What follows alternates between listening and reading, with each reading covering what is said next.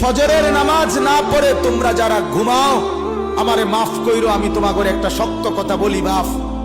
যাদের কপালে ফজরের নামাজের সেজদা নাই, তোমরা সব বাবারা ভাইরা রাস্তার কুত্তার লগে তোমারে মিলাইয়া দেখো, কুত্তার লগে তোমার কোনো পার্থক্য আছে কিনা। সোজা কথা, কুত্তার সাথে মিলাই দেখো, কুত্তার লগে, কুত্তার লগে। ওই জানোয়ার শুধু ঘুমায়, ওই জানোয়ার পেশাব পায়খানা করে, ওই জানোয়ার খাবার খায়, ওই জানোয়ার যৌবনের যৌন চাহিদা পূরণ করে। তুমি জানোয়ার একই রকম। ওই জানোয়ার সেজদা ছাড়া জাগলো, তুমি জানোয়ারও সেজদা ছাড়া জাগলা।